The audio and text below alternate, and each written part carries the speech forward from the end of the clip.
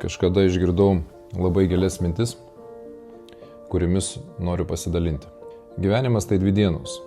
Diena, kai gimstame ir diena, kai mirštame. Tarp jų turime galimybę gyventi, mokytis, mylėti ir augti. Kiekviena diena tai dovana, kupina akimirkų, kurios gali suteikti džiaugsmo arba išmokyti kažką naujo. Mes susiduriam su iššūkiais, bet jie mus tik sustiprina. Sutinkame žmonės, kurie paliečia mūsų širdis. Kai kurie iš jų lieka, kai kurie išeina. Mes darome pasirinkimus, kurie formuoja tai, kas esame ir kuo tampame.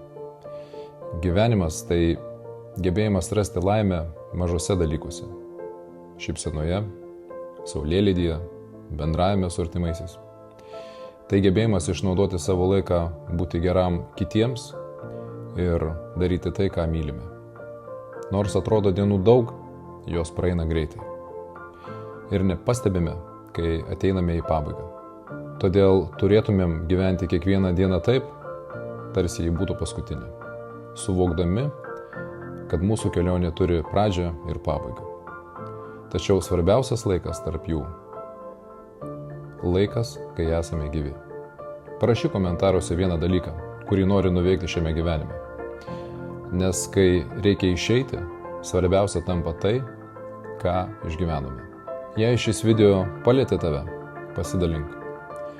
Galbūt kažkam tai bus būtent tai, ką šiandieną reikia išgirsti.